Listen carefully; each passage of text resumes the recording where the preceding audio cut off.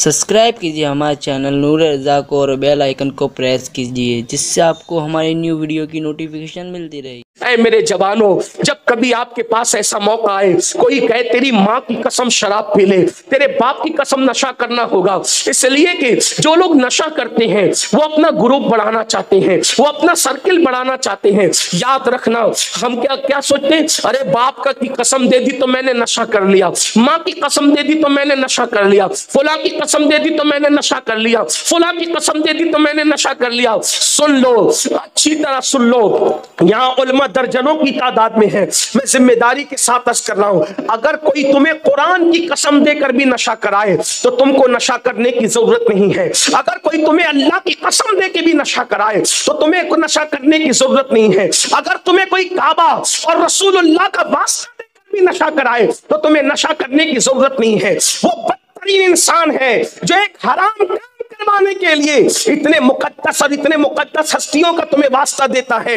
تمہیں کوئی اس کے سامنے پگھلنے کی ضرورت نہیں، بلکہ ایسوں سے رشتہ نہ رکھو، ایسوں سے تعلقات نہ رکھو، اس لیے کہ یہ تمہیں تباہی کے دہانے پر لے جائے گا۔ اس سے حسن بھی جائے گا، اس سے جمال بھی جائے گا، اس سے زندگیاں بھی جائے گی، اس سے دنیا بھی جائے گی، اس سے آخرت بھی جائے گی۔ اللہ کے رسول نبی صلی اللہ علیہ وآلہ وسلم فرماتے ہیں، میری امت میں کچھ لوگ ایسے ہوں گے راتوں رات جن کے مکان زمین میں دھس جائیں گے۔ اللہ اکبر، یعنی زلزلوں کی طرف اشارہ ہے۔ اللہ اللہ، ابھی ترکی اور ملک شام کے زلزلے ہماری نگاہوں کے سامنے ہیں۔ اللہ اکبر، دھستی ہوئی بلڈنگوں کا کلپ وائرل کرنے والوں، دھستی ہوئی بلڈنگوں کا کلپ لوگوں کے درمیان پھیلانے والوں، لوگوں کو اللہ اکبر بلڈنگوں کے ملبے میں دب کر مرنے کی ویڈیو شیئر کرنے والوں، سنو، اللہ کے نبی نبی مصطفیٰ کریم صلی اللہ علیہ وآلہ وسلم فرماتے ہیں، میری امت کہ کچھ لوگ ایسے ہوں گے راتوں رات جن کے مکانات زمین میں دھس جائیں گے۔ اور میرے آقا علیہ السلام نے فرمایا، جب وہ قبر میں رکھے جائیں گے تو وہ اچھے بھلے ہوں گے، لیکن جب وہ قبر سے اٹھیں گے تو ان کے چہرے یا تو سور کی طرح ہوں گے یا تو بندر کی طرح ہوں گے۔ صحابہ کرام نے پوچھا، اے اللہ کے رسول، اے غیب کا نبی، راتوں رات جن کے مکانات زمینوں میں دھس جائیں گے، زمین کے اندر جائیں گے، زمین بوس ہو جائیں گے، وہ کس وجہ سے ہوں گے؟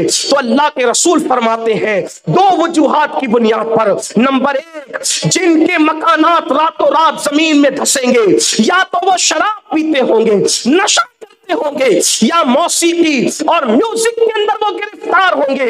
آپ سے پوچھنا چاہتا ہوں، اللہ اکبر، ابھی بھی پیشن گوئیوں کی تلوار لٹک رہی ہے سروں پر، کئی ممالک میں اب بھی زلزلے کے لیے پیشن گوئیاں کی گئی ہے۔